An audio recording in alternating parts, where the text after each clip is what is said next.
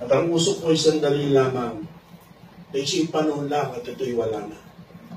Normally, ginagamit ang talatang ito pag funeral service. Pero hindi para lamang sa funeral service. Importante na paulit-ulit tayong palalahanan ng kaiksian lang ng ating buhay. Amen. You can see it for a short time, kagaya ng usok. And then, it is gone. Ang minamahal kong kapatid, ayon sa Biblia, ang ating buhay kung papalangin tayo ay kasing iksi lamang ng 10 years. These 70 years for some seem long, but they are expended more quickly than one can imagine. Isipin nyo, magmimay na, ang bilis ng panahon. Yung camp, ang tagal inintay, dumating, tapos ang daliring natapos. Alam nyo, mas habang tumatanda ka, mas parang lalong bumibilis ang oras. Bumibilis ang panahon. At yan ang nagpapatotoo na sadyang ang buhay parang usok lamang. At isang araw, ang bawat isa sa ating mapapawi. With the brevity of mind, of life in mind, that is the title of the message, the brevity of life. May this message remind each and every one of few things we need to do with the life that we have. Tatlong bagay lang po ito.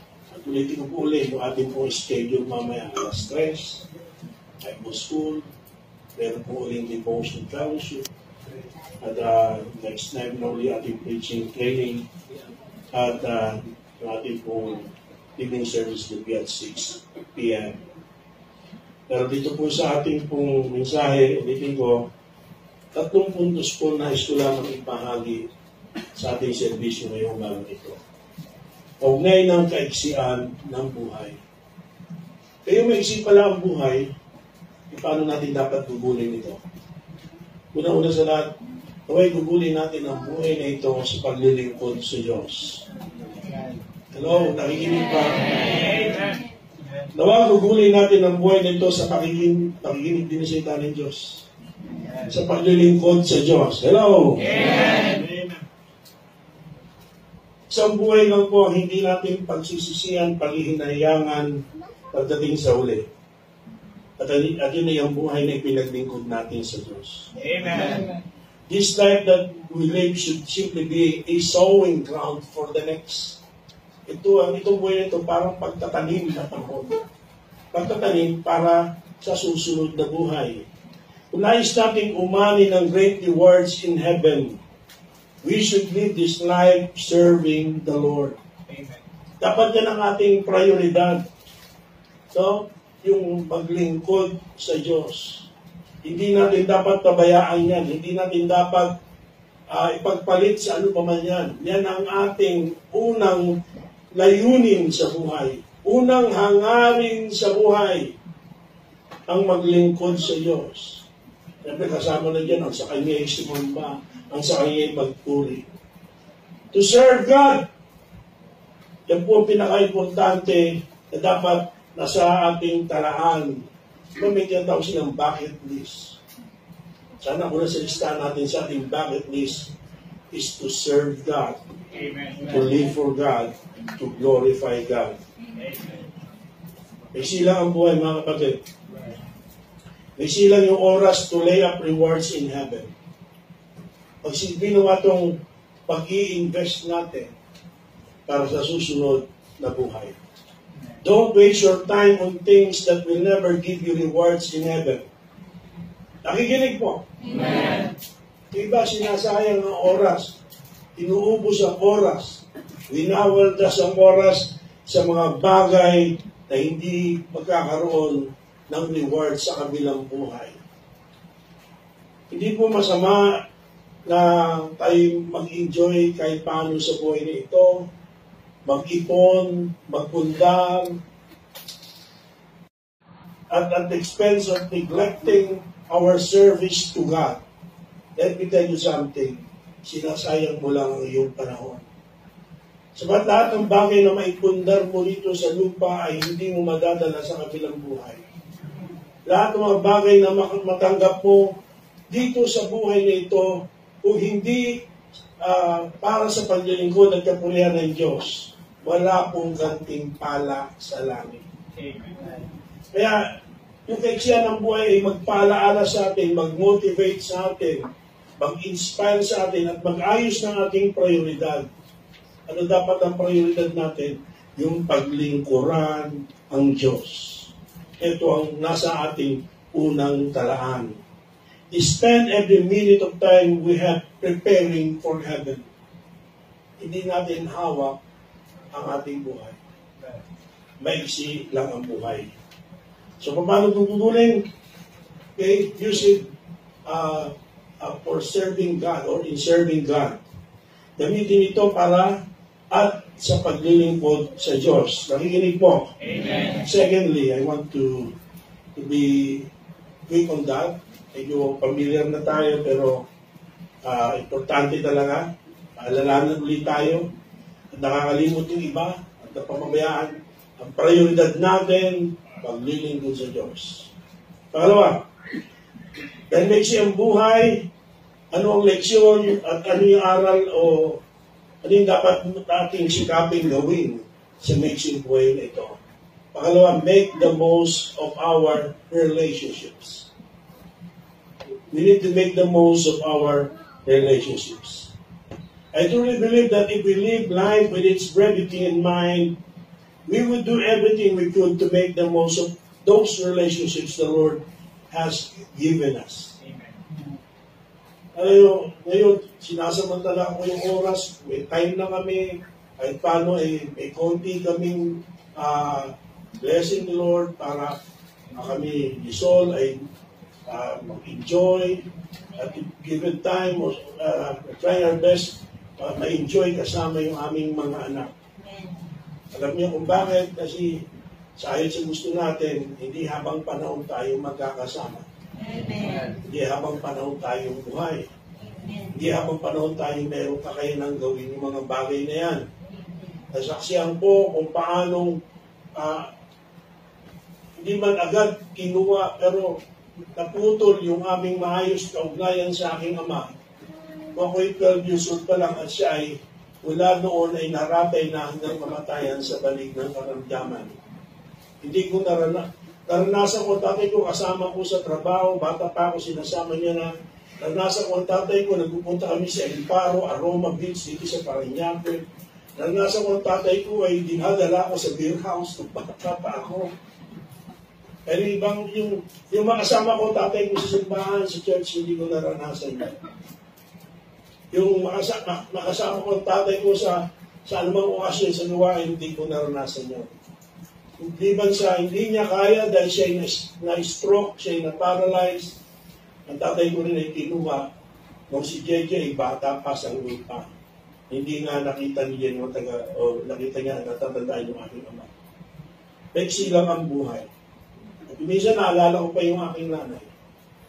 Mahapas matagal na nakasama ko yung nanay ko, pero may mga panahon na naalala ko na ngayon nagagawa ko, ngayon napupuntahan ko, ngayon nabibili ko. Na nung tayo nakasama ko yung nanay ko, buhay pa nanay ko, malakas pa nanay ko, wala kaming kapasidad na gano'n.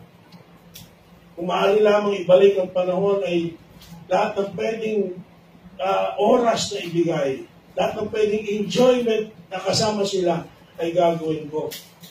Dahil maiksi lamang ang naging buhay nila.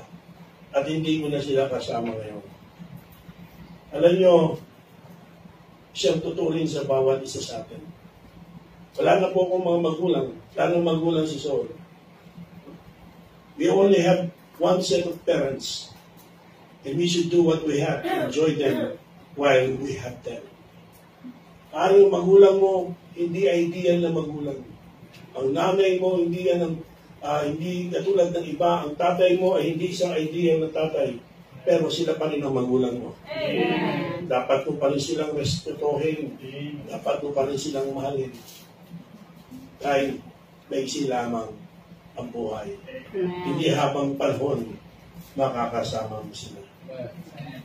You may not always get along with your siblings, but you need to make the most of your time with them because you can enjoy them when they are in a casket.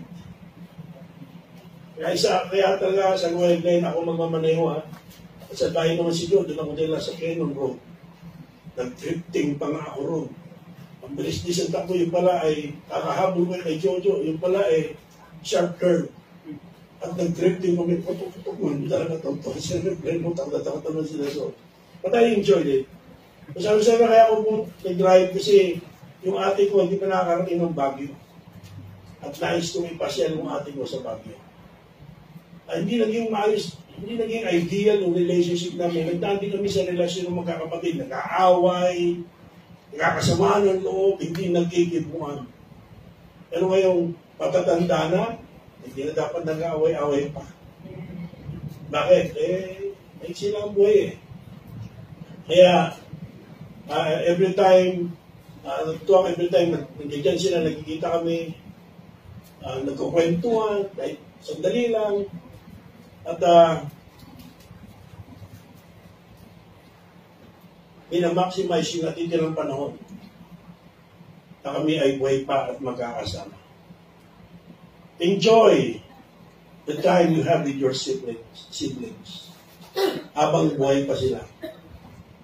Hindi dapat sayangin ang panahon sa pag-aaway sa maliliit na bagay.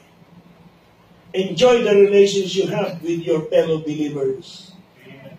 Hindi rin tayo panghabang buhay magkakasama. Amen. Nakakalungkot na may mga kapatid wala na sa ating church. Nakalulungkot yun. Pero, babalikan natin yung alaala na kahit paano nakasama natin sila. O yung mga wala na sa Panginoon, Sister Bean, marami ng iba pa. Pero yung mga wala na rin sa gawain, kahit paano, at least nakasama natin sila. Nawa habang buhay, magkakasama pa tayo sa gawain ng Panginoon Diyos. No, wag na, sana madagdagan pa yung mga tatalikod sa gawain ng Panginoon. Kung kayo na nakabalik ay nawa, natutunan nyo na leksyon at hindi na kayo alis na. At yung mga nananatili ay makita yung leksyon mula doon sa mga tumalikod.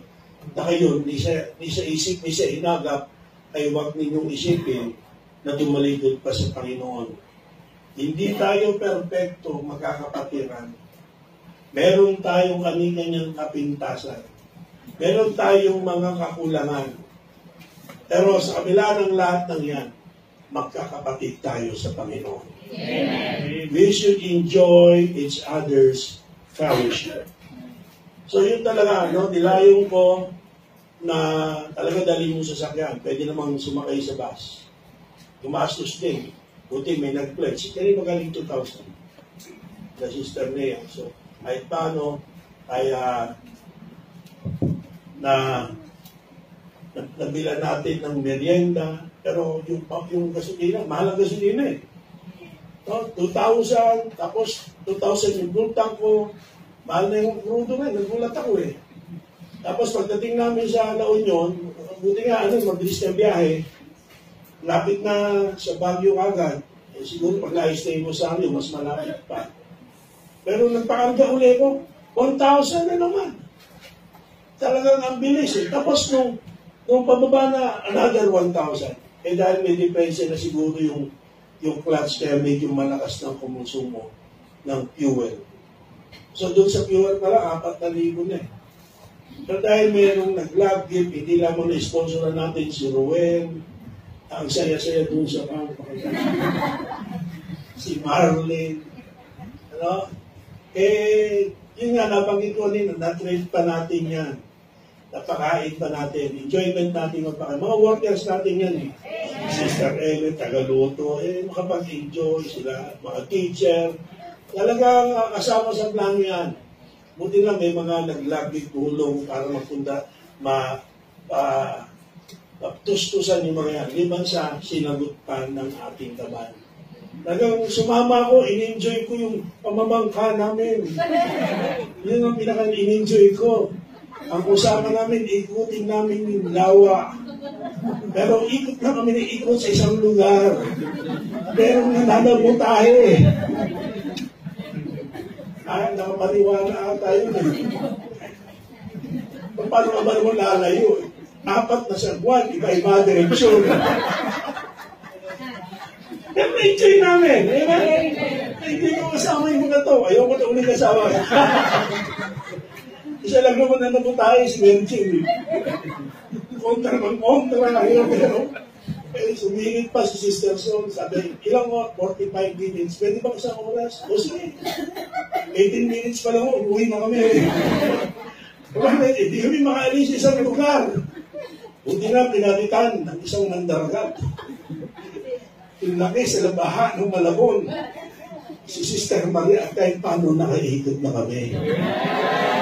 May mahusay sumagpuan. Ibang pera. I enjoy it. Na-enjoy ko kasama sila. Sana kasama kayo. Gusto nyo, may swimming naman. Sa Kalayo. Malayo lang. Bakit? May sila kasi buhay. Napahabain pa ng Panginoon, pero kayo pa man, umabot pa tayo mahabang panahon, pero hindi tayo forever dito. May silang ang buhay. So we should make the most of our relationship. Enjoy natin ang fellowship ng magkakapatiran. Huwag gugulin sa mga walang kabuluhang issues. Huwag gugulin sa mga walang kabuluhang bagay. So, many friends of mine are now in heaven. Si Elmer, at marami pang ibang mga kapatiran. Nakakalungkot pag nagtitext sa si Pastor Edwin Tan, yung pastor na ganito, namatay na. Pastor na ganito, mga kaibigan natin, mga kakilala natin. Ako thankful sa Diyos kasi kung buhay pa ako hanggang June, that will be my 18 years na survivor ng cancer. But I believe, hindi ako panghabang panahon nandito. So thankful ako sa Diyos na in-extend yung buhay ko. Una, nakita ko nakapagtapos sa pag-aaral, nagtatrabaho yung mga anak ko. Nakita ko, naglakihan kayo at yung mga people, mga preacher na natin ngayon.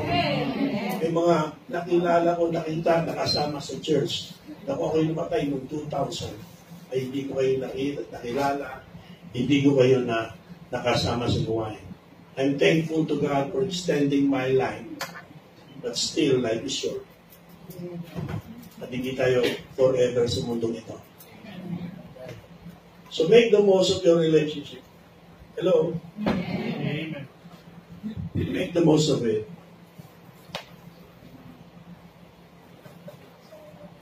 Yung asawa mo, paring hindi gaya na inaasahan mo, pero asawa mo na yan, bigay mo na.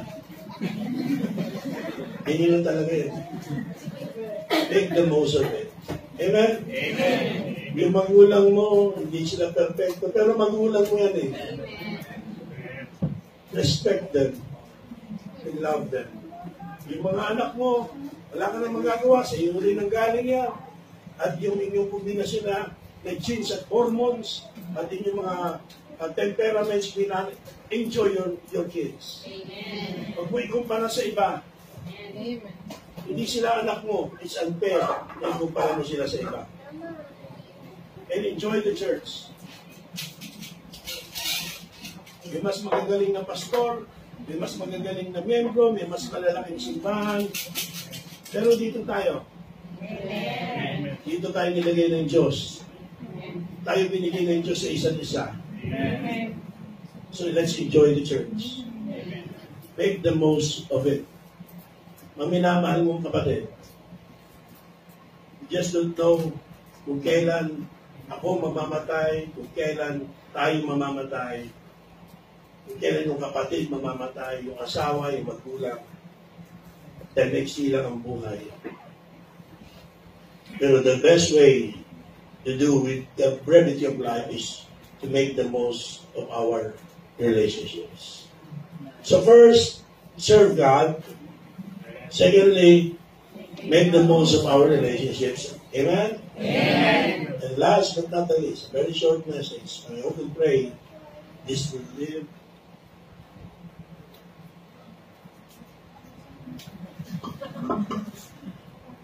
Okay, yun, yeah. Ito ay magbibigay ng mahalagang mensahe sa atin. Last but not the least, we must deal with sin quickly. Hello? Amen. Deal with sin quickly. Amen. Nakakalungkot, maraming mga Kristiyano, sinasayang ang buhay sa kasalanan. Mas pinili pang di mag-church. Mas pinili pang tumalikod sa Panginoon. Mas pinili pa yung hindi tamang gawain, hindi tamang relasyon.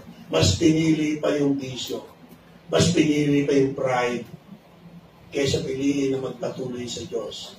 Ayusin ang kanilang buhay. Tinupuri ko ang Panginoon sa bawat isa na nagpapatuloy. Hindi tayo pare-pareho ng struggle, pero alam ko may mga struggle tayo sa buhay. Hindi pare-pareho tayo ng maturity, pero alam ko may mga nararanasan tayo that halos tayo ay mag-give up na. And yet nagpapatuloy tayo. I praise God for that. You see, you made the right choice. You made the right decision. Instead na piliin yung kasalanan. Instead na ipagpatuloy yung pagkakasala. Instead na tumalikod sa Diyos, mas pinili yung magpatuloy sa Panginoon. Pero kung meron sa atin na meron pa tayong pinapakutangan ng kasalanan sa ating buhay, meron tayong ginagawang kasalanan sa lihim, alam naman natin sa Diyos, hindi na ililihim. Amen? Amen. Kung meron tayong mga desisyong hindi tama, prioridad na hindi tama, gaya na binabanggit natin malimit. Kung meron tayong sistema na hindi tama, ang puso hindi tama, ang motibo hindi tama, deal with your sin quickly. You are not guaranteed that you have a tomorrow to get right concerning your sin. Kung mamamatay ka ngayon, God forbid, but kung ito ang last day ng iyong buhay, imagine mo, haharap ka sa Diyos at taglay yung kasalanan niya. Haharap ka sa Diyos na merong kasalanan pinapakudanganan sa puso, kapaimbabawan, galit, pride, maling motibo. Harapin natin yung issue ng kasalanan sa liwanag ng katotohanan ng maisilang ang buhay. Huwag natin kamatayan anumang kasalanan meron sa buhay natin. Isuko natin sa Diyos yan. At ang ganda sinasabi ng last verse, diba? Alam naman natin lahat ito eh. Alam naman natin dapat naglilingkod tayo sa Diyos. Alam naman natin dapat ayusin natin, relasyon natin sa ating pamilya, sa ating magulang, sa ating kapatid, sa ating asawa, sa kanino pa man sa kapatiran. Alam natin, dahil nagsilang ang buhay, hindi habang panahon kasama natin sila. Alam natin na pag nag-sorry tayo, pagpatay na sila, hindi nila marinig yun. Pag nag-I love you, pagpatay na sila, hindi na nila ma-appreciate yun. Alam natin ang lahat ng ito. Pero problema sa atin, alam natin ito, pero hindi natin ginagawa. At yun mismo kasalanan, sabi ng Bible. Sa kanya nakakaalam ng paggawa ng mabuti, hindi ito ginagawa, sabi ng last verse. Ito ay kasalanan. Ito ay kasalanan sa Diyos, una sa lahat. At kasalanan sa sarili natin. So bakit yung kasalanan, alam nyo, hindi po lamang lungkot isipin nga harap tayo sa Diyos kung meron tayong unconfessed sin. Ito ang hadlang para magkaroon tayo ng enjoyment sa buhay. Ma-enjoy natin yung abundant life. No, hindi tayo makapaglingkod sa Diyos kasi meron tayong inaalagaan sa ating puso. Meron tayong tinatangong kasalanan. Hindi tinatanggap ng Diyos yung ating paglilingkod. Hindi tayo magiging maayos sa ating karelasyon, sa asawa, sa anak, sa magulang, sa kapatiran. Dahil may kasalanan sa puso natin. Hindi tayo nagiging maayos sa paglilingkod natin sa Panginoon. Ay importante bago maging huli ang lahat, deal with your sin quickly. Maging honest tayo, aminin natin yung mga pagkukulang natin, yung mga kasalanan natin. Hindi nakakatulong yung pagmamatigas, hindi nakakatulong yung pagwawalang bahala, hindi nakakatulong yung pag-deny, pag-justify, pag-blame sa iba, at pagkukumpara sa iba. Tayo ang magbibigay sulit sa Panginoon. Bagamat tayo ay mayroong eternal forgiveness, tayo may eternal salvation. Ano bang kasalanan, hindi tayo maiiwalay sa Diyos. Pero isang malaking kahihiyan na humarap tayo sa Diyos na meron tayong unconfessed sin. Isang malaking kalungkutan na pag tayo humarap sa Panginoon, marami sa ginawa natin susunugin. Sapagat ginawa natin na may maling motibo, maling paraan, at may kasalanan sa ating puso. Hindi tinanggap ng Diyos dahil ginawa natin may pinapakundanganan tayong kasamaan sa puso natin.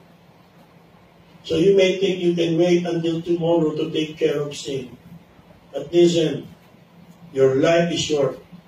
And every minute you waste in sin is a minute you could have invested in righteousness. Bakit? Gugugulin mo yung at sasayangin mo yung oras na may buhay mo sa kasalanan, sa pride, sa galit, sa hypocrisy, sa chismis, sa accusations. Bakit mo gugugulin yan? When you can live your life in righteousness. You can live your life and invest it in righteousness. Diba? Kung tutusin, alam naman natin yun eh. No?